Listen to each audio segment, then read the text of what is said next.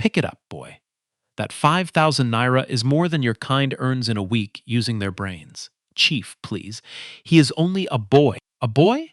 If your son has been staring at my chessboard for 10 minutes, maybe he thinks it is part of the buffet. Careful, Chief. Maybe the boy plays. Plays? Fine. One game. He beats me. I write him a check for 50 million naira. He loses. He and his mother pack their things. They walk out of this house tonight, and they never come back. Chief Mbaze, sir. I am begging you. Please. Mama. It is okay. You hear that, everybody? The house helps son accepts.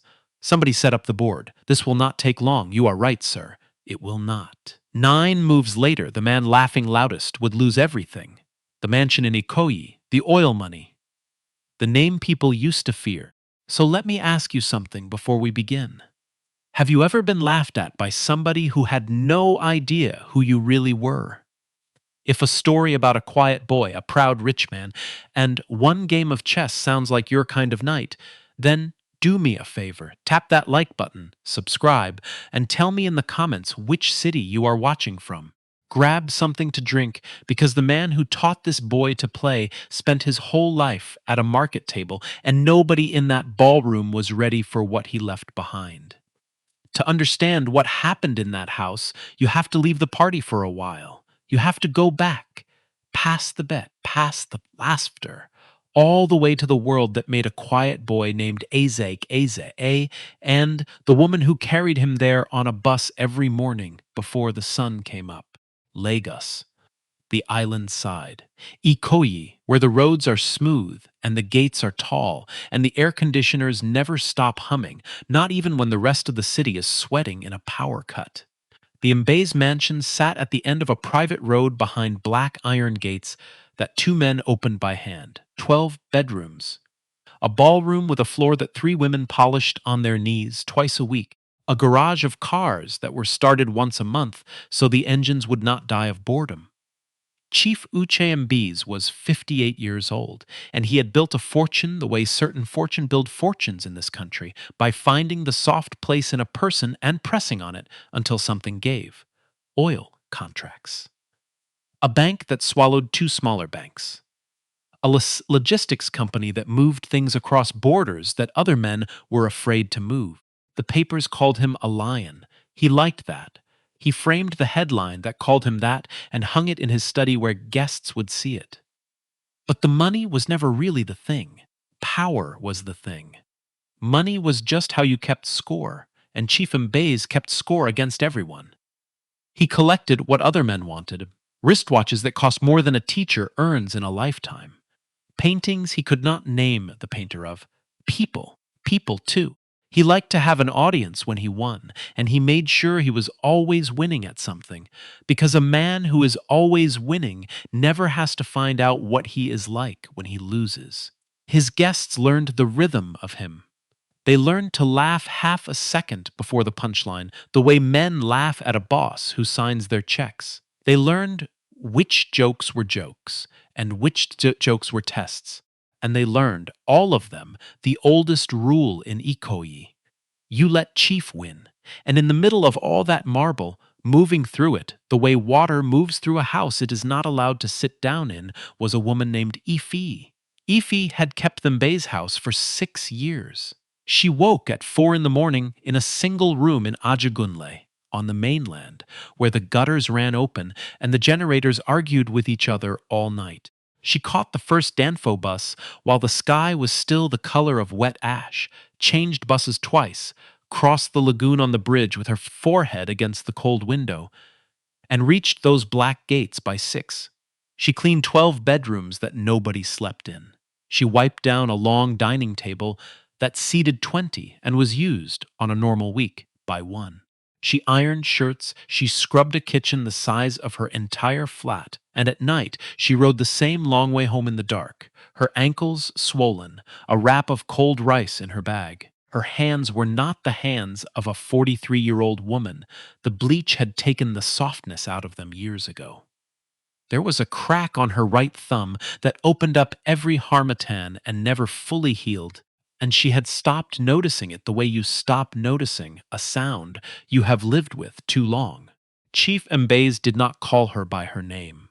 In 6 years, he had used it maybe 4 times, and 3 of those were when something had gone missing. He called her the girl. He called her. He called her. Guests were around, and he wanted them to feel the distance between themselves and the floor, the help. Once, a guest leaned too hard on the terrace rail and knocked a wine glass off the edge, and it shattered 3 floors down on the paving stones. Chief Mbaze had it taken out of Ife's salary. He did not tell her. She found out at the bank, counting money that was less than it should have been, doing the subtraction twice because she did not trust her own tiredness. She did not complain. She came back the next morning at 6 because the job was the job, and the job was a plan, and the plan had a name. The plan was Ezeike. Everyone called him Zeke. He was 18 years old that year, tall in the way of boys who have grown faster than their families could feed them, thin as a cassava stalk, with a quiet that made adults uneasy because they could not tell what was behind it. He had just finished secondary school. His WAEC results had come back so clean that his old principal called the flat himself, not to congratulate, exactly, but to make sure there had been no mistake. There had been no mistake. There was just Zeke, who read everything, who watched everyone, and who had learned very young that in certain rooms the safest thing a poor boy can be is invisible. After school, in the months before the results, he used to take 2 buses to Ikoyi and wait for his mother. He was not supposed to be in the mansion. The arrangement was unofficial, a kindness from the head cook that nobody mentioned to Chief. Zeke would sit on a low stool in the corner of the back kitchen, near the pantry where the smell of stockfish lived in the walls, and he would open a library book and make himself small. Stay in the corner. Stay quiet. Touch nothing. Those were the rules, and Zeke kept them so well that the catering staff sometimes forgot he was there at all. There was a photograph in their flat in Ajegunle that I want you to remember, because it matters later. It hung on the wall beside a certificate the school had given Zeke for coming first in his year. In the photograph, an old man sits at a low wooden table in an open-air market, a chessboard between him and someone whose back is to the camera. The old man is laughing. His hands are huge, the knuckles like the roots of a tree, and one of them is frozen in the act of moving a piece. The colors are faded. The man is Ife's father, and the man is the reason for all of it. Now, the chessboard in the mansion. It sat in Chief Mbaze's study, under a brass lamp, on a small round table with a leather top. The board was carved from 2 kinds of wood, dark and pale, and the pieces had been brought back from a trip to Vienna years ago and cost more than most Nigerians earn in a decade. Beside it, on the wall, hung a framed newspaper clipping yellowed at the corners. University chess champion, it said, and there was Chief Mbaze at 20, younger and thinner, but with the same smile, the smile of a man who has just taken something from somebody and intends to enjoy it slowly. 38 years later, he was still that smile. Chess was Chief Mbaze's favorite weapon, and I do not use that word loosely. At his dinners, he would offer a game to any guest brave enough to sit down, and then he would take them apart while narrating their mistakes to the room. You see what he just did there? You see how he reached for the bishop too early? That, my friends, is exactly how men lose money to me in the real world. They get greedy in the middle game. And then the line he loved most, the one he delivered with a glass raised and his eyes already on the next victim. In this house, nobody has ever beaten me. Nobody ever will. The guests would laugh and look into their drinks. Nobody challenged him, because beating Chief Mbaze across a chessboard was bad for business, and losing to him on purpose was simply the cost of being invited. Everyone at Ikoyi understood the arrangement. You let Chief win. In. You let him win at chess. You let him win at conversation. You let him win at the long, slow game of deciding who in a room was worth talking to and who was furniture. But one Thursday evening in the rainy season, something small happened in that study. Something nobody was meant to see. Ife was upstairs, running a cloth along the banister of the grand staircase, when one of the caterers pushed a tray of glasses into Zeke's hands without asking and told him to carry it through to the bar at the back of the study. Zeke went, eyes down, the way his mother had taught him, and he would have passed the chessboard without a second glance. Except the board was set up mid-game. It was frozen in a famous position, a moment from a championship match that had been played before Zeke was born, arranged there the way some men arrange a trophy. And it was wrong. One white knight stood a single square away from where it belonged, where history had actually put it, and that one square broke the whole logic of the thing. The position no longer made sense. It was like seeing a line of a prayer with one word swapped for its opposite. Zeke knew the position the way other boys his age knew the words to songs. He had played through it 100 times on a cracked laptop screen in the dark. He set the tray down on the bar. He looked over his shoulder at the empty doorway, and then, because his hands moved before his mother's warning could catch them, he reached out and slid the knight one square to the left. A soft click of wood on wood, and the board made sense again. Interesting. The voice came from the doorway, and Zeke's whole body went cold. A man stood there. Not Chief Mbaze. A different man, somewhere in his 60s, with close-cut gray hair and a plain dark suit that did not try to tell you anything about how much it had cost. He was holding a glass of something clear, and he was looking at the board with the particular stillness of a person who has just noticed something he did not expect to notice. Zeke started building the apology in his head before he had even turned around fully. "I am sorry, sir. I did not touch anything, sir. I will go, sir." But the man did not look angry. He looked at the corrected knight, and then he looked at the boy, and the look he gave the boy was the look a goldsmith gives a stone that everyone else in the market has walked past. "Most people get that knight wrong," the man said quietly. "You did not." Zeke grabbed his tray and was gone before the man could say another word. He did not learn the stranger's name that night. He would hear it soon enough, in a room full of people who had no respect for him at all, spoken with the kind of respect that changes everything. In the kitchen later, Ife read her son's face the way only a mother can read the one face she has been studying since the day it was born. "You touched something," she said. It was not a question. Zeke started to explain. The knight, the square, the famous game, how the position had been broken and he had only fixed it, how the man had said most people get it wrong. He talked faster than he usually did, which for Zeke meant he used a whole paragraph, and his mother cut him off with a look she had spent 6 years perfecting in that house. "Listen to me. In this place, we do not correct rich men. We do not get noticed. Head down, hands to yourself, and we go home safe. You hear me, Zeke?" "Yes, Mama." He meant it, too. Ezeike had no plans to be noticed by anybody under that roof. He wanted to read his book, wait for his mother, and disappear at the end of the night the way he disappeared every night. That was the whole of his ambition inside those walls. But 3 weeks later, the invitations went out. Thick cream cards with gold lettering, sent by courier to 200 of the most important people on the island.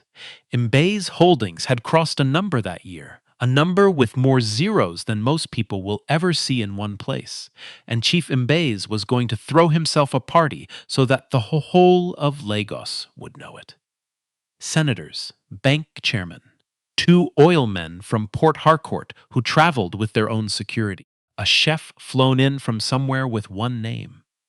All week the house filled with strangers in matching shirts, hanging lights across the lawn, until the garden looked like a piece of the sky had come down to sit on the grass.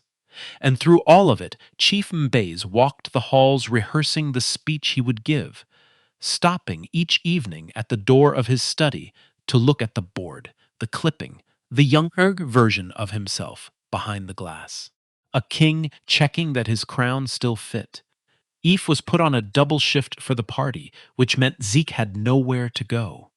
He would be in the back kitchen that night, on his stool, head down, waiting. That was the plan, and for 3 hours it even worked. For 3 hours, in a house full of 200 people, nobody noticed the boy in the corner at all. But before we get to the night that broke Chief Mbaze in front of the whole island, you need to know where Zeke learned to play. Because the boy on that stool was not nobody. He only looked like nobody. And to understand the 9 moves that were coming, you have to go back further still. Across the bridge, off the island, away from Lagos entirely, to a market town on the banks of the great river, and to an old man with hands like tree roots who is laughing in a faded photograph on a wall in Ajegunle. His name was Dyke. Everyone called him Baba Dyke. For 40 years, Baba Dyke had been a legend that no famous person ever heard of. He had been a gateman for most of his working life, opening and closing a heavy gate for a family in Onitsha who paid him a little and saw him not at all. He had been a bina driver before that. He was a chess player by something stronger than profession. He was a chess player the way some men are preachers, because the thing had gotten into him young and never let go. He spent his free hours at the low wooden tables at the edge of the Onitsha market, near where the textile sellers spread their cloth, taking on all comers for 200 naira a game. University students home for the holidays, soldiers off duty.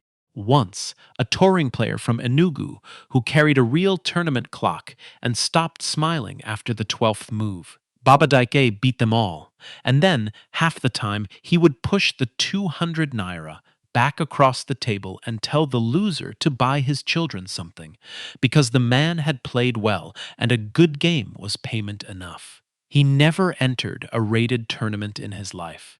Entry fees cost money, and money went to rent, and to a daughter named Ife, and later, when Ife was grown and had a quiet, watchful son of her own, the money went to that boy.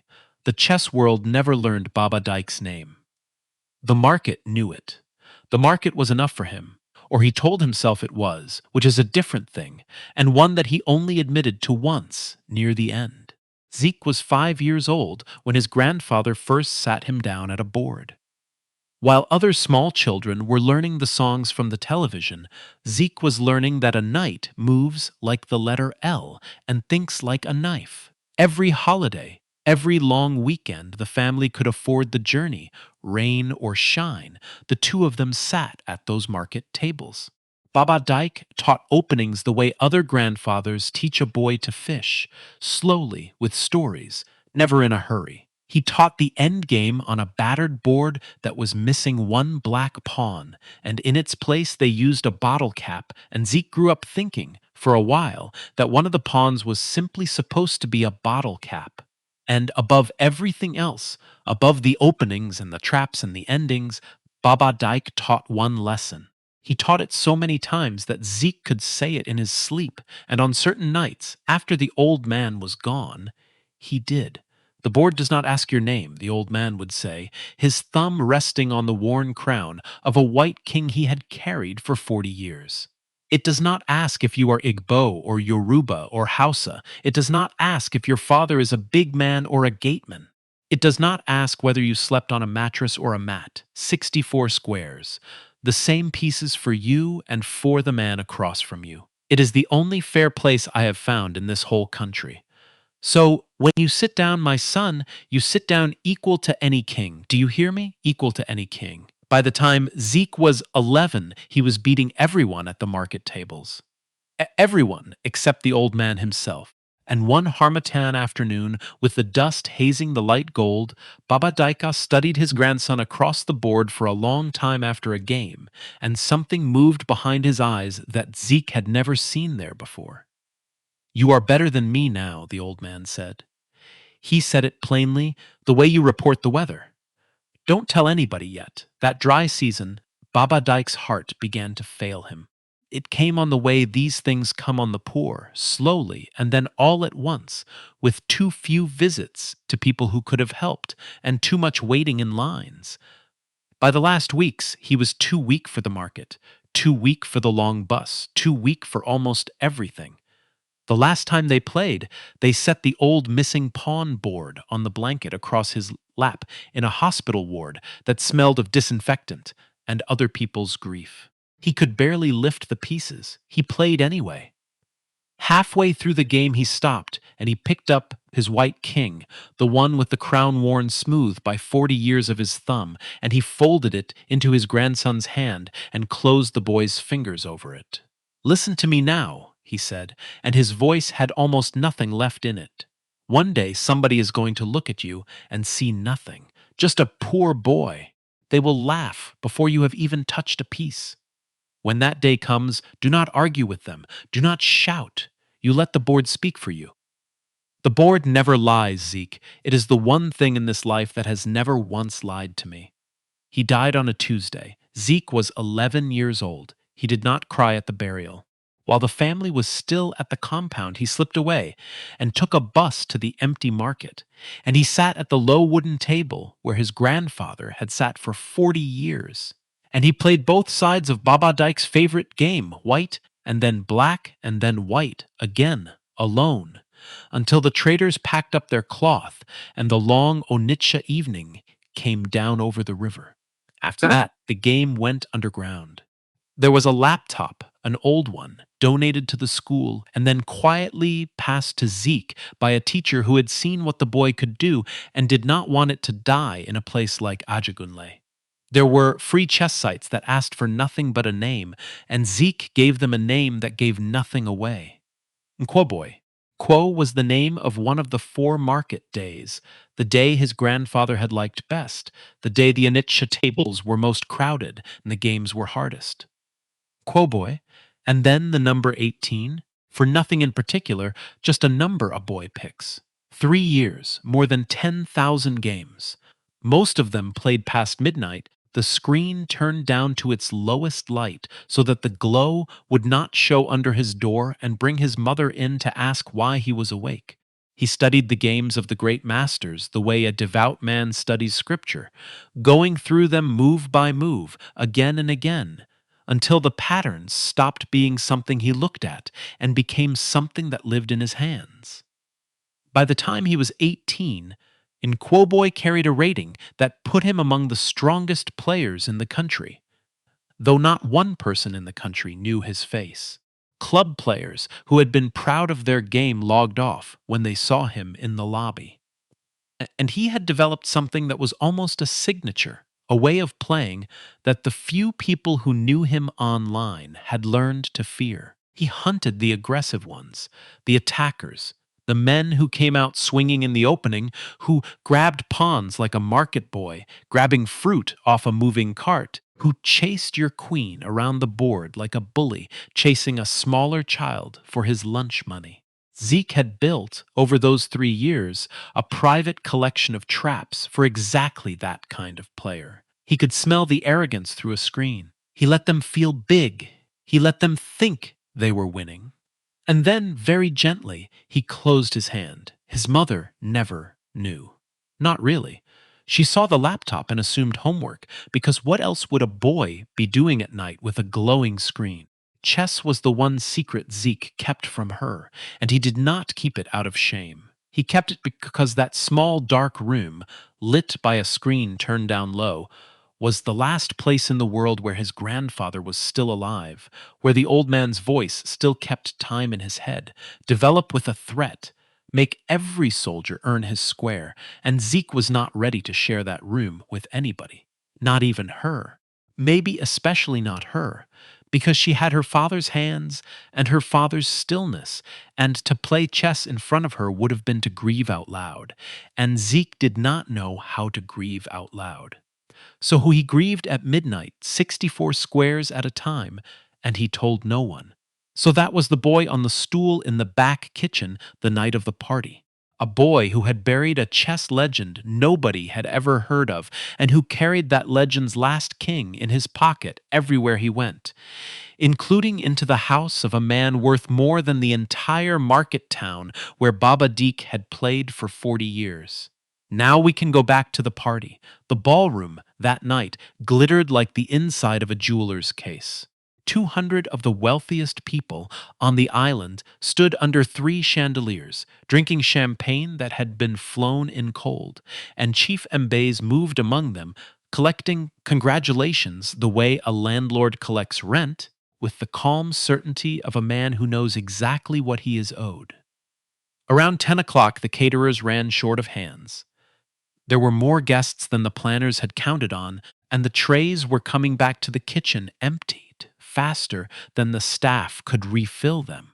A floor manager looked around for a body, anybody, and his eyes landed on the thin boy on the stool in the corner. You. Carry this. Go. And so Zeke, in his second-hand shoes and a borrowed white shirt that the cook had pressed for him, began carrying trays of small expensive food through a room full of Igbada and lace and watches that cost more than houses, eyes down. Just as his mother had taught him. It worked, all the way down the long hall, through the ballroom, past the senator and the bank chairman and the oil men with their quiet bodyguards. It worked until the study. The doors of the study had been thrown open for the party, and the chessboard glowed under its brass lamp, set up once again in that same broken position, because Chief Mbaze liked to leave it there as a kind of dare, a puzzle for any guest who fancied himself clever. Zeke had only meant to pass the doorway, but the position from 3 weeks ago was sitting there in the light, the white knight one square wrong, the prayer with the words swapped, and his feet stopped before his judgment could catch up to them. It was 5 seconds. Maybe less. Well, look at this. Chief Mbaze's voice cut through the room like a spoon struck against crystal. He was standing a few feet away with a glass of scotch in his hand and a dozen guests trailing behind him, and his grin was already loaded, already aimed. The house helps, boy. Studying my board, you like it, eh? You know what that thing costs? More than your mother earns in a year. Maybe, two. Laughter. The kind of laughter that travels, that pulls more people in, that makes a small, cruel thing into an event. More guests drifted over, sensing a show the way people on a street sense a fight. And at the edge of the crowd, drawn by her employer's raised voice, Ife appeared and went the color of cold ash. Chief Mbaze reached into his trouser pocket and brought out a money clip thick with crisp notes. He peeled off a single 5,000 naira note, held it up so the room could see it, and let it fall. The note turned over once in the air and landed on the polished floor between them. Pick it up, he said. That is more than your kind earns in a week using their brains. Zeke did not move. He looked at the note on the floor. Then he looked up at the man, and he said nothing at all. The silence stretched, and it stretched past the point where it was comfortable for anyone, until it was no longer the boy who looked foolish standing there, but something else, something the crowd could not quite name. A voice from the back of the group, loose and amused and a little drunk, broke it. Careful, Chief. Maybe the boy plays. And there it was. The opening Chief Mbaze had never once in his life been able to refuse. An audience, a victim, and a stage, all three handed to him at once. He set his scotch down on a side table and spread his arms like a man calling a crowd to order. You know what? Tonight, I am feeling generous. One game. The boy beats me, undefeated in this house for almost 40 years, and I write him a check for 50 million naira, right now. Tonight. He paused for the gasp, and the gasp came. And if he loses, he and his mother pack their things and leave this house tonight, and they never set foot on my property again. Chief Mbaze, sir, please? Ife pushed through the crowd, her abandoned tray left somewhere behind her, her voice shaking so badly the words almost came apart. He is 18, sir. He does not know what he is saying. We do not want any trouble. I am begging you, sir, in the name of God. Then your boy should keep his eyes off my things, Chief Mbaze said, and he did not even look at her when he said it. Zeke looked at his mother. He looked at her hands, the cracked thumb, the way her fingers were twisting the hem of her way they had twisted it the day she came back from the bank counting money that was not there. That's years. 6 years of swallowed insults, standing in one trembling woman in a borrowed-looking dress that was actually her best one. Then he looked down at the 5,000 naira note lying on the marble like a small green dare. And somewhere in his pocket, his fingers found a worn wooden king, its crown smooth from 2 generations of thumbs, and they closed around it. Okay, Zeke said. One game. The room came apart with noise. Laughter, a scatter of applause, somebody calling for the board to be brought out. Ife closed her eyes. Chief Mbaze grinned the grin from the newspaper clipping, 38 years old and brand new. You hear that, everybody? The house help son accepts. Somebody set up the board. This will not take long. He was right about one thing. It would not take long. He just had the winner wrong. Because what nobody in that ballroom knew, not the senators, not the oil men, not the man holding the money clip, was where the quiet boy had spent every holiday of his childhood and who had been sitting at a market table all those years, teaching him, while two members of staff cleared a small table in the center of the ballroom and carried the chessboard out of the study like men carrying something to a grave, and while 200 guests pressed in close for the show, Ezeike stood very still in the middle of all of it, and in his mind he was not in Ikoyi at all. He was 11 years old, in a hospital ward that smelled of disinfectant, and an old man with hands like tree roots was folding a white king into his palm. One day somebody is going to look at you and see nothing. Okay, Baba, Zeke thought. Here he is. Let the board speak. They set the table in the very center of the ballroom, directly beneath the largest of the three chandeliers, because Chief Mbaze insisted on it. If he was going to teach the help's boy a lesson, he wanted the whole island to have a clear view. Two staff members set the board down with the care of people handling something they had been told was worth a fortune. And the phones came out, dozens of them. Then more than dozens, raised over shoulders, held high little red recording lights, blinking on all around the circle like the eyes of animals at the edge of a fire. A guest's nephew, a boy not much older than Zeke who had been bored all evening, opened a live stream on his phone and pointed it at the table. 40 people watching. Then 200. Then the number began to climb in a way that nephew had never seen on any video he had ever posted in his life. Remember those phones. They matter very much later.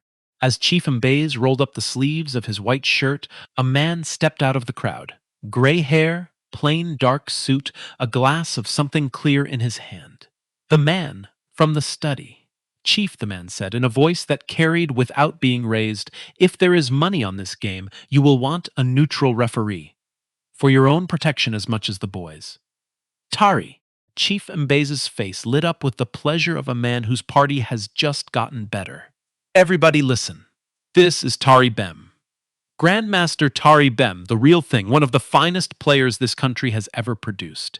He has agreed to be our cultural patron for the foundation work, but tonight he is going to do something far more useful. Tari, you will referee.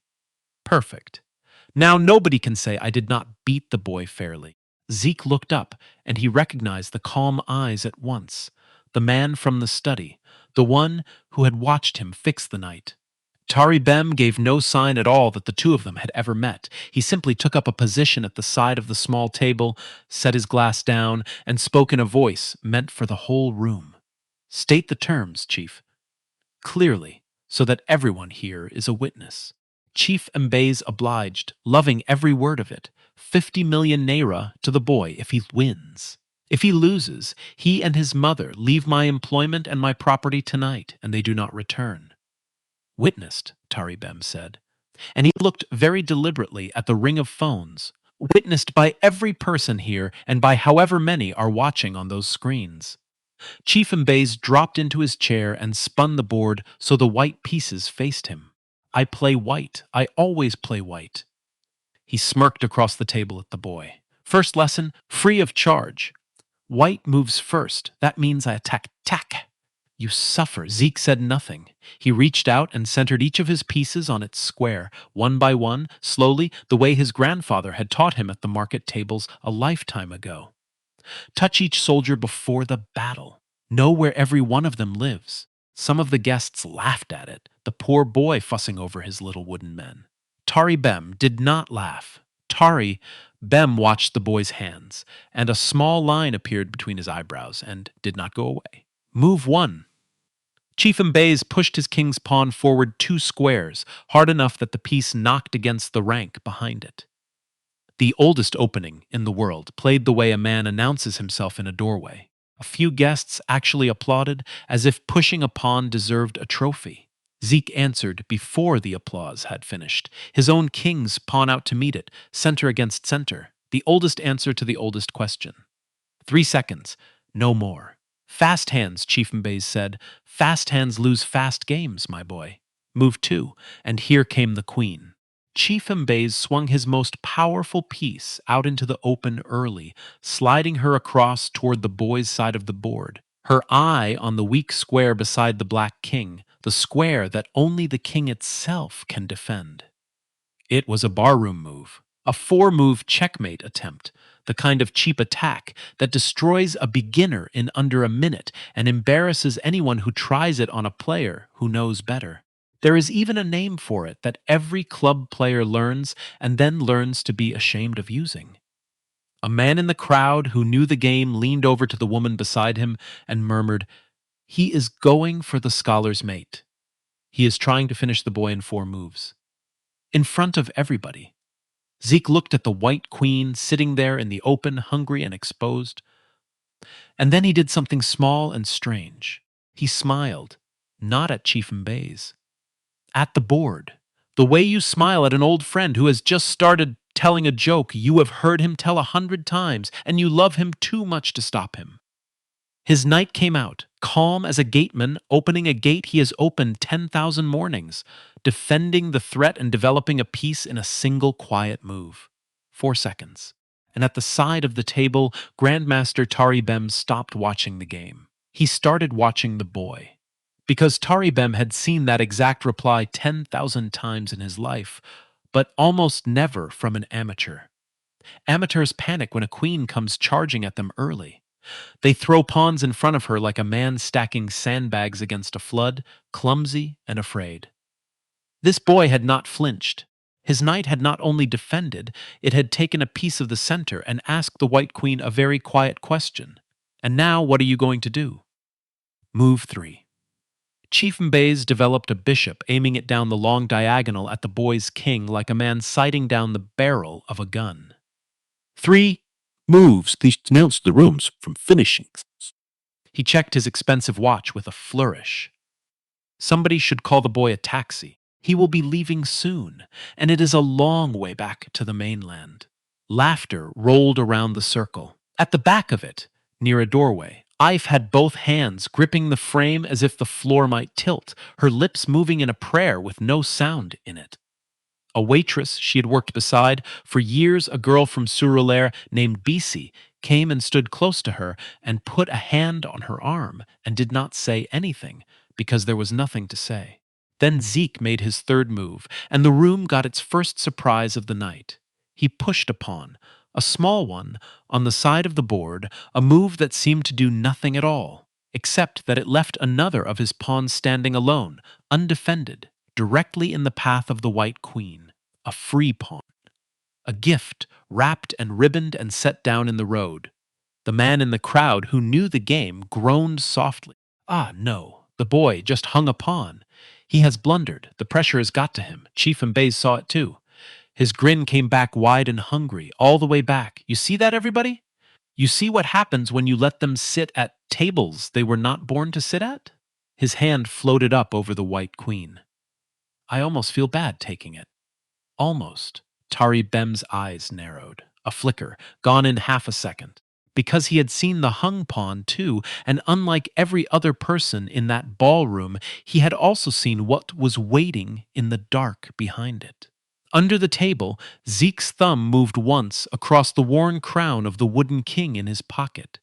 The trap his grandfather had taught him on a rainy afternoon at the market, the one built especially for bullies who chase lunch money, was open for business. All it needed now was a proud man's hand on a queen. Chief Mbaze picked her up, moved 4. The queen took the bait. Chief Mbaze swept her across and snatched the undefended pawn off the board, and he held it up between 2 fingers and turned it so the crowd could see, the way a fisherman turns a fish. 1 down, he said. The rest are coming. Light applause. Somebody whistled. What he did not notice What almost nobody in that room noticed was where his queen now stood, deep inside enemy country, a long way from home, surrounded by squares that all, every one of them, belonged to an 18-year-old boy. Here is the thing about traps, the way Baba Dik used to explain it at the market tables, with the dust hazing the light and a cup of palm wine going warm at his elbow. You do not catch a wolf by chasing it, he would say. You will never catch a wolf by chasing it. You catch a wolf by making it hungry. You leave a little meat on the ground, one piece. And when it eats that, you leave another a little further into the bush, and another a little further still. Dull. The wolf thinks it is feasting. The wolf thinks it is the cleverest animal in the whole forest. It thinks the meat is luck, and that the luck is because it deserves luck. Right up until the moment it lifts its head and looks around and understands how far it has walked in, and sees the walls. Zeke answered, "Move 4 without hesitation." His second knight stepped out, as quiet as the first, and aimed itself at a square 3 moves into the future, a square nobody at the table could see the importance of yet. Nobody except the gray-haired man standing very still at the edge of it all. In Zeke's head, his grandfather's voice kept time like the slow tick of a metronome. Develop with a threat. Make every soldier earn his square. Let the big man eat. Move 5. Chief Mbaze, feeling generous now, feeling untouchable, reached out and took a second pawn. This one stood on the far side of the board, and to capture it, the white queen had to wander even further from her own king, like a general riding away from his army to personally loot a single farmhouse. The crowd loved it. 2 pawns up. The big man was winning. Glasses somewhere at the back. Anyone keeping score by counting the captured would have said Chief Mbaze was comfortably ahead. But chess is not scored by counting wood. It is scored by one thing only, and Zeke's answer to move 5 showed exactly what that one thing was. His dark squared bishop slid out along its diagonal and settled on a square from which it stared, without blinking, straight at the front porch of the White King's home. Now count the pieces pointing at Chief Mbaze's back rank. 1 knight, 2 knights, a bishop, and a queen still sitting calm and untouched on her starting square, like a storm out at sea that has not yet decided when it is going to come ashore. Chief Mbaze reached for his glass and found it empty. He signaled for a waiter without looking up, a small, impatient motion of 2 fingers, and for the first time in living memory the room watched the big man wait. The waiter did not come at once. The waiter, like everyone else, was watching the board. Move 6. For the first time all night, Chief Uche Mbaze had to think. He looked at the board, really looked at it, and somewhere behind his eyes an old instinct from his university days woke up and began very quietly to scream. His queen was 2 pawns richer and completely, utterly alone. His knights were still asleep in their stables on the back rank. His king stood in the middle of the board with his coat unbuttoned and no one around him. And the boys' pieces, all of them, when had they all come out, when had that happened, stood arranged in a pattern that Chief Mbaze almost recognized. Something from a book he had skimmed 30 years ago and put down because he had thought he was already better than books. Something with a warning printed under the diagram. The room noticed the silence before it noticed anything else. 30 seconds. A full minute. The grin stayed nailed to Chief Mbaze's face, but it had stopped reaching his eyes, the way a painting of a smile is still a smile and is still nothing like one. He took a silk handkerchief from his breast pocket and pressed it, once, to his hairline. "Taking your time, Chief?" Somebody called, meaning it kindly. The laugh that followed was thinner than the laughs that had come before it. People can hear a change in a room the way animals can hear a change in the weather, before they can say what it is they are hearing. He moved at last. He pulled his queen back 1 square, a small retreat dressed up as a clever repositioning but a retreat, the first backward step of the night. Zeke answered in 3 seconds. He castled his king into the corner, his rook sliding across to stand beside it like a heavy door swinging shut and bolting. Everything tidy, everything connected, everything safe. A house with all its doors locked while, across the street, a man stood in the open with his keys still in his hand. At the rope of spectators, a portfolio manager named Femi leaned toward Tari Bem and spoke under his breath. Grandmaster, level with me. The boy is just lucky, isn't he? Beginner's luck. He has stumbled into something. Tari Bem did not take his eyes off the board. Luck moves fast and thinks slowly, he said. That boy is doing the opposite of both. I have watched him use 11 seconds in 6 moves. He is not stumbling, my friend. He arrived here knowing the road. He paused. I have seen this exact shape before. At master tournaments against players who have given their whole lives to the game. The queen hunt, the quiet development, the patience to let a stronger looking execution walk itself into a coffin. He is not defending. Listen to me. He is hunting. Hunting? Femi whispered. Hunting what? The most expensive piece on the board, Taribem said. Word of that exchange traveled out through the crowd the way these things travel, faster than the champagne, person to person, a current passing through a packed room. People who had been smirking 10 minutes ago began, quietly, to narrate into their phones instead. The live stream's count rolled past 4,000. In Ajegunle, in Surulere, in Onitsha, in a dozen places across the country where someone had shared a link with the words "you have to see this," strangers were starting to watch a thin boy, they in second-hand shoes, sit perfectly still across from a man worth more than all of them put together. By the doorway, Ife had stopped praying. She was watching her son's face. That calm, unhurried, unbothered face. And she was seeing somebody else inside it. Her father's stillness, her father's heavy, patient eyes. Her hand rose slowly to her mouth. All these years, she thought, all those journeys to Onitsha. The laptop light under his door I never asked about. The homework that was never homework. She was not watching a boy in trouble anymore. She was watching her father's last lesson being played out loud, across a table in the house of the man who had taken a broken wine glass out of her salary.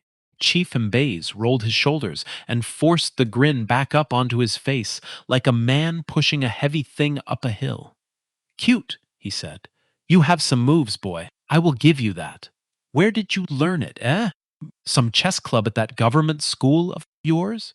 He leaned in across the board and lowered his voice so that only the first row could hear him, though every phone caught it anyway. Enjoy it while it lasts. Men like me do not lose to people like you. The world is not built that way. It has never been built that way. Your grandfather did not lose his way out of poverty playing games, and neither will you. Zeke looked up from the board. For the first time since he had sat down, he met the man's eyes and held them, and did not look away. My grandfather used to say that the board does not ask your name, sir. He nodded down at the position between them. It is your move. Somewhere in the crowd, a phone zoomed in on Chief Mbaze's face, and it caught something there that the man himself did not know was showing. A flicker.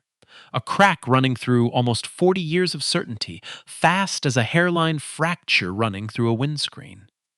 That single second of footage, that one frozen flinch, would be watched 11 million times before the week was out.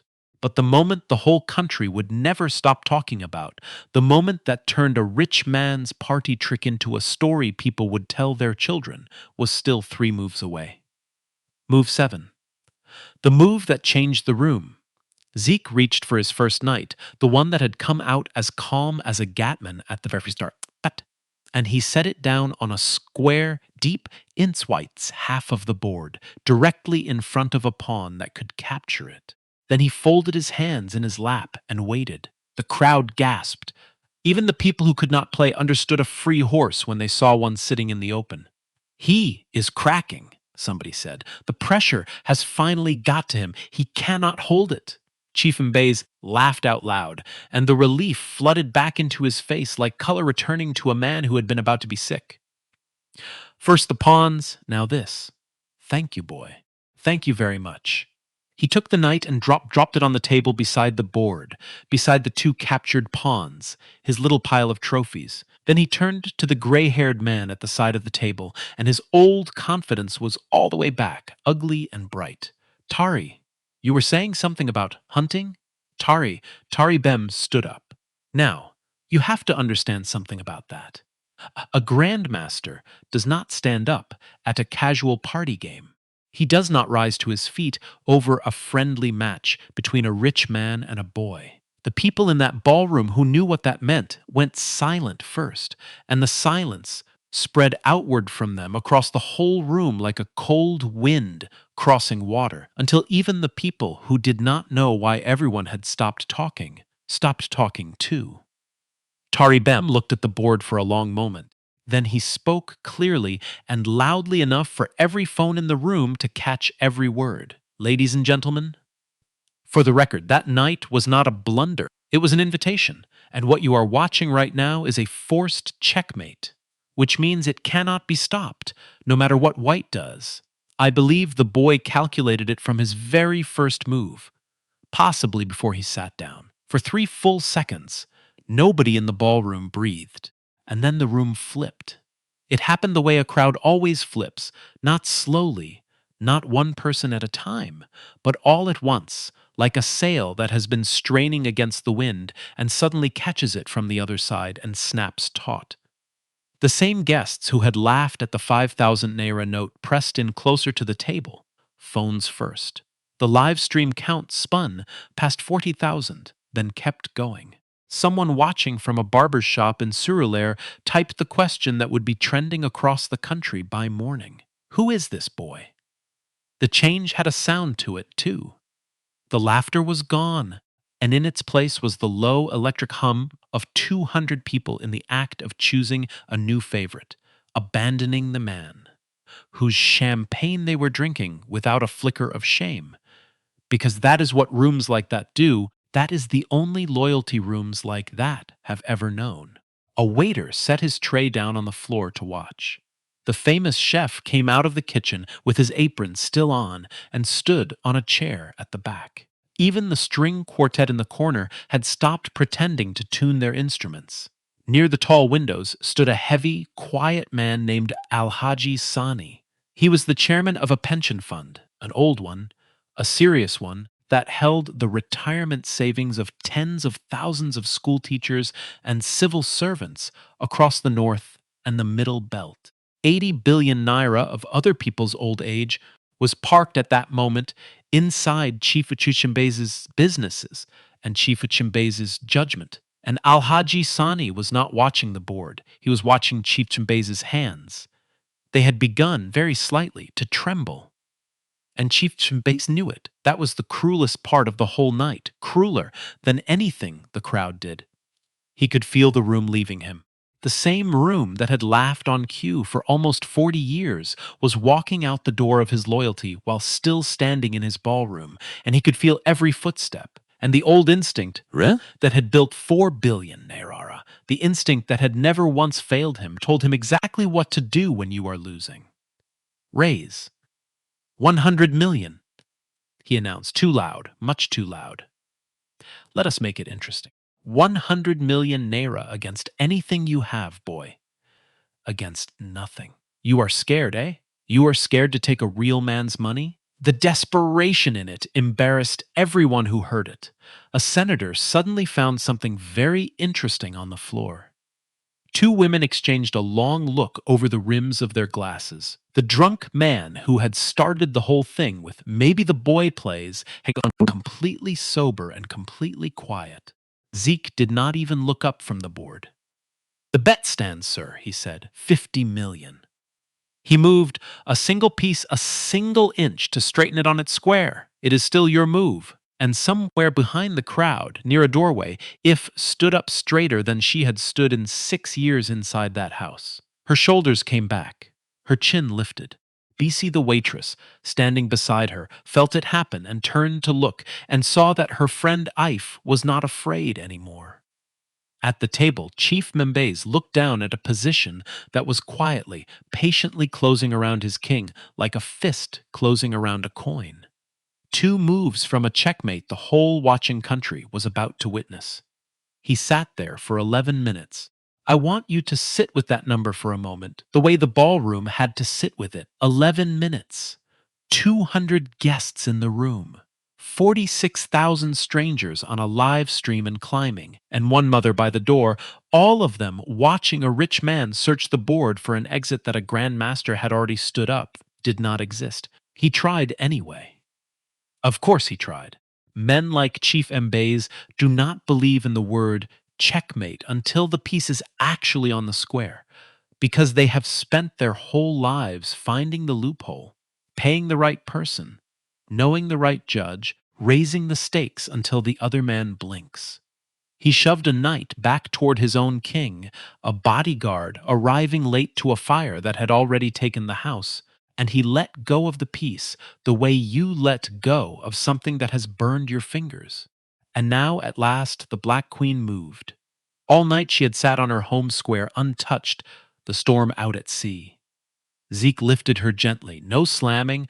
Baba Dyke had never once in his life allowed slamming, and he swept her in one long diagonal line across the entire board into the very heart of White's position. She came down on her square with a single click of wood on wood that every person in that ballroom heard because not one of them was making any other sound at all. Check, Zeke said quietly, and now look at the White King. Penned into the corner of his own kingdom, his escape squares were all occupied, not by enemy pieces, but by his own men. His rook stood beside him like a wardrobe too heavy to move. His own pawns, never advanced, never developed, walled him in from the front like the bars of a cell he had built for himself one lazy, confident move at a time. And the knight that had arrived late, the bodyguard, sat blocking the very last door out. Every single guard that Chief Uche Mbaze owned had become a wall of his own prison. There was exactly one legal move on the board. Chief Mbaze made it. He slid his king into the one remaining empty square, the way a man backs into the last corner of a burning room because the fire has left him nowhere else to stand. His hand was shaking so badly that the piece rocked back and forth on its base for a second after he set it down, and the small sound of it carried in the silence. Move. 9. The ballroom seemed to lean in as one body. The light of the great chandelier caught the polished edge of the board. In the silence you could hear, if you listened, the ice melting in 200 abandoned glasses, the soft electronic hum of the phones zooming, and the short, shallow breathing of a man who had bet 50 million naira, and the name his father gave him on the simple, lifelong certainty that he was better than the people who served him. Zeke took 1 second, maybe 2. Then his last remaining knight rose up off its square, hopped that fence of pawns the way a knight does, the L that thinks like a knife, and it landed on the one square in all of chess from which, in the entire history of the game, no king has ever found an answer. Checkmate, Zeke said. He did not say it loudly. He did not say it in triumph. He said it the way his grandfather used to say it at the market tables in Onitsha, softly, almost gently, almost kindly, the way you tell a person news they should have seen coming a long time ago and would have if only they had been the kind of person who looked. 9 moves. It is called the smothered mate. It is one of the oldest and most beautiful humiliations the game has to offer. A king buried alive by his own army, suffocated by the very pieces that were meant to protect him. Tari Bem would explain it to the newspapers later, step by step, the way you explain a perfect sentence. The hung pawns that pulled the queen too far from home.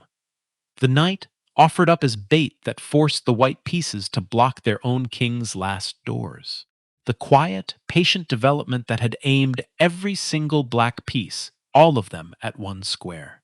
9 moves, planned like the 9 lines of a single argument, every line leading without escape to the last. Then Zeke reached into his pocket. He brought out a small wooden king, its crown worn smooth by 40 years of an old man's thumb and 3 more years of a boy's. And he set it down, gently, upright, on the table beside the fallen board, facing the smothered white king as if the two of them were looking at each other. This is for the man who taught me, Zeke said. He played at a market table in Onitsha his whole life for 200 naira a game. He was a gateman. He never entered one tournament because he could not afford the fee, and he gave half his winnings back to the men he beat. He was better than everybody in this room, and not one of you ever knew his name. 3 seconds of absolute silence. Then a single pair of hands began to applaud, slow, deliberate. The sound of it rang off the marble and the high ceiling. Grandmaster Taribem on his feet, applauding a boy. And a heartbeat after that, the dam broke, and the whole ballroom came apart with it. Waiters and senators and the wives of oil men, and 46,000 strangers flooding a live stream chat all at once. And in that chat, over and over, faster than anyone could read it, a single word typed again and again until it filled the screen. King, king, king. Ife crossed the floor she had cleaned on her knees for 6 years, and not one person in that room dared to step into her path. She took her son's face in both of her cracked hands and pressed her forehead against his. And she did not say anything, and the cameras caught that too. And it is the part of the footage that most people, when they watch it now, cannot get all the way through. And Chief Uche Mbaze sat exactly where he was, alone, in the eye of all that applause, in the center of his own ballroom, under his own chandelier, staring down at a king smothered by its own soldiers on a battlefield where, for the first time in his entire life, his money had counted for absolutely nothing. The applause was still rolling when Chief Mbaze found his voice. All right, all right, that is enough. He stood up, straightening his jacket, reaching for the old grin, the way a man pats his pockets for keys he already knows are gone. Wonderful, a wonderful party trick. The boy has clearly been coached, obviously. Somebody has trained him to do this one routine, but very entertaining. Well done. Now, the party. The applause died. The room watched him. The bet? He waved a hand through the air as if brushing away a fly. Come on now. Be serious, all of you. Nobody hands 50 million naira to a house help's son over a board game in his own sitting room. It was a joke. Everybody understood it was a joke from the beginning. Nobody laughed. And that is the thing about rooms like that one.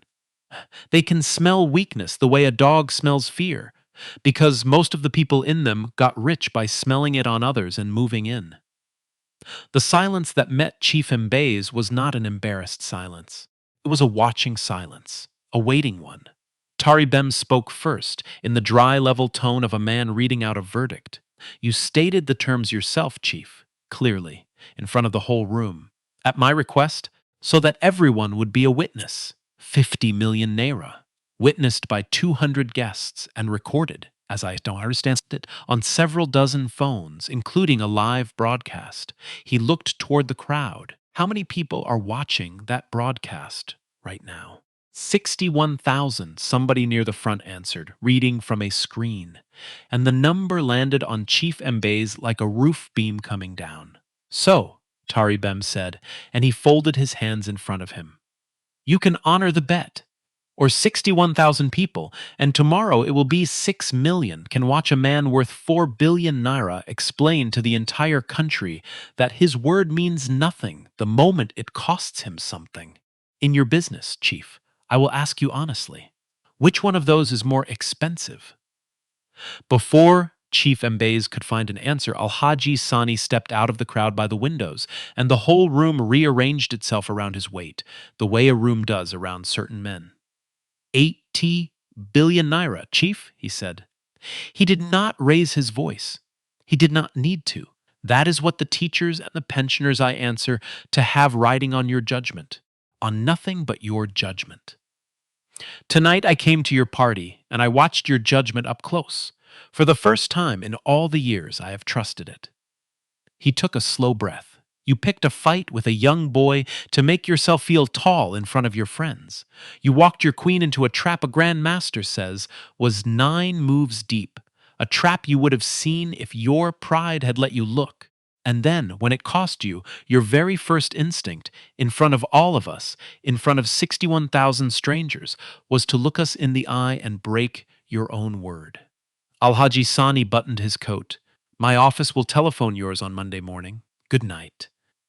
The color went out of Chief Mbaze's face in real time on 61,000 screens. He reached for the only rope he could still see. Tari, Tari, be reasonable. We are gentlemen. We can settle this privately. My lawyers can draft something tonight. A scholarship for the boy, a generous gesture, school fees, university even. Let us be sensible men about this. The word you are reaching for, Tari Bem said, is payment. And then Ifi did something she had never once done in 6 years of service in that house. She stepped forward and she spoke to her employer without being spoken to first. Chief Mbaze. He turned because he did not know how not to turn when the room was this quiet. For 6 years I have cleaned this house, she said, and her voice did not shake, not once, not anywhere. I rode the danfo from Ajegunle before the sun came up, and I rode it home after dark. You took the price of a broken glass out of my salary without telling me, and I found out at the bank, and I came back the next morning at 6 o'clock, because my son needed school fees, and his fees were more important than my pride. You called me the girl. You called me the help. For 6 years, sir, I have wondered, more than once, whether you ever even learned my name. He let that sit in the silence. It is If Ize, and that young man is my son, Ezeike. We were never beneath you, sir. You only needed us to be, so that you could feel like more than you are. Somewhere in the crowd, someone began to clap again, and Tari Bem lifted one hand gently to stop it. Not yet, he said, and the room understood. The boy was not finished. Zeke rose from the table. He walked across the marble to the place where the 5,000 naira note still lay on the floor. It had been lying there the entire game, through all 9 moves, and in all that time, not one person in that room of rich people had dared to bend down and pick it up. He smoothed it flat between his fingers, and he carried it back, and he set it down gently on the board beside the smothered white king. Keep it, sir, Zeke said. You are going to need it more than I will. He was not smiling when he said it. He was not angry either. He sounded like the board itself. Patient. Level, final. The clip of that one moment, the note, the king, the boy's steady, quiet voice would become one of the most shared 10 seconds on the Nigerian internet that whole year, played and replayed in barbers' shops and on bus televisions and in the back rooms of banks where, the following week, certain men watched it without saying anything to each other at all.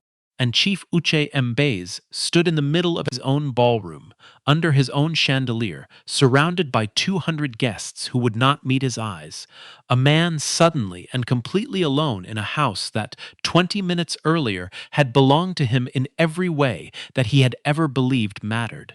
That night, the guests left early. The line of cars in the driveway was a quiet one. And on 61,000 screens, then 100,000, then 1,000,000, the video kept spreading out across the country and beyond it, carrying the name Ezeike Eze upward and the name Uche Mbaze down.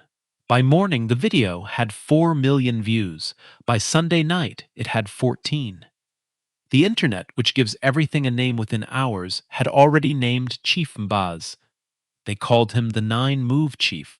It followed him onto the morning television programs, into the group chats of his own employees, onto the trading floor of the exchange where men who managed money for a living watched the checkmate on a loop beside a chart of his company's falling share price.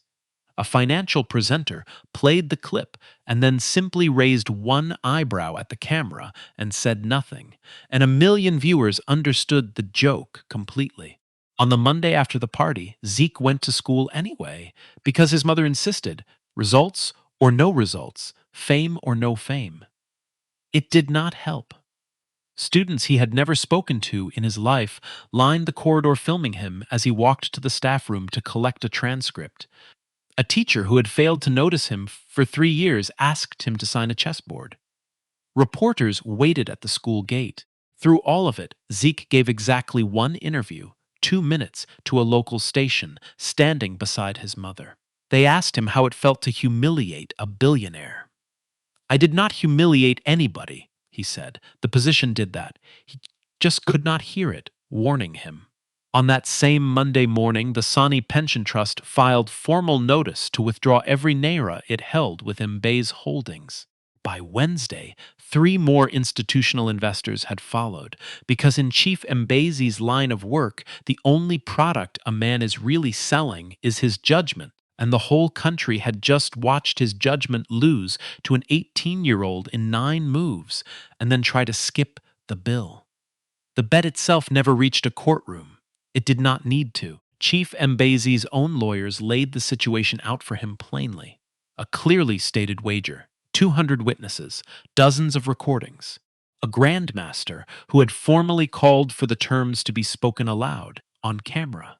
Fighting it would mean a year of headlines, every one of them replaying the checkmate. Paying, it would mean one headline, and then quiet. He paid. The check arrived at a single room in Ajegunle on a Tuesday, the same day of the week that Baba Dyke had died. I've held it in both hands for a long time, standing in the doorway, and then she sat down at the small table, under the framed certificate that said her son had come first in his year. And she cried the way a person cries when something that has gone on for far too long is finally over. She never cleaned another person's house again. As for Mbaze Holdings, it did not survive the year. The withdrawals became a stampede. The stampede became a fire sale. By the following rainy season, the businesses that had once managed 4 billion naira were being wound down by lawyers who billed by the hour and did not laugh at anybody's jokes. Chief Mbaze kept the mansion, barely, after selling almost everything else. He sold the paintings he could not name the painter of. He sold the cars that had been started once a month so the engines would not die. And the chessboard from Vienna, the one that had cost more than most Nigerians earn in a decade, went to auction, where an anonymous bidder bought it for half its value and donated it with what can only be described as a sense of humor to a free chess program for children in a Lagos slum. Nobody ever proved who the bidder was. But Grandmaster Terry Bem smiled a particular kind of smile whenever a reporter asked him about it, and changed the subject. And Zeke? 1 year later, an 18-year-old in a blazer one size too large stood on a stage in Abuja, holding a national youth chess trophy over his head. It was his first official tournament season, the first time in his life he had ever been able to afford the entry fees. He had not lost a single rated game all year. In the front row, a gray-haired grandmaster applauded, first and loudest, the way he had once applauded in a ballroom. Tari Bem had taken the boy on as a student the week after the party, and he was careful to tell every reporter who asked that it was not charity. "I have coached gifted children for 40 years," he told one of them. Talent, real talent, is more common than people think. What that young man has is much rarer than talent. He thinks in whole plans. He sees the end before he makes the beginning. His grandfather built that in him one Saturday at a time at a wooden table in a market for 200 naira a game. The chess of this country owes that old man a debt. It will now never be able to pay him. So we will have to pay it forward instead. And Zeke found a way to start paying it. Most of the 50 million naira went into something he called the Dyke Foundation, named for a gateman the chess world had never heard of. It pays the entry fees, the coaching, the boards, and the bus fare for children from market towns and mainland slums who can play but cannot afford the ticket into the room where playing counts. The entry fees, especially, because talent was never the thing Zeke's family had lacked. The money for the ticket was.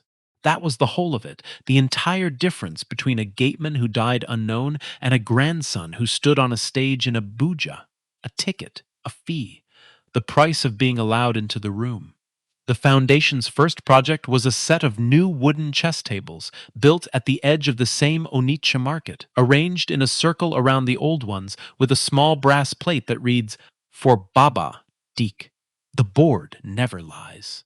If runs it. It turns out she is ferociously good at running it. 6 years of managing a rich man's enormous household will teach a woman logistics, and a lifetime of being underestimated will teach her exactly which children to look for. She knows them the moment she sees them.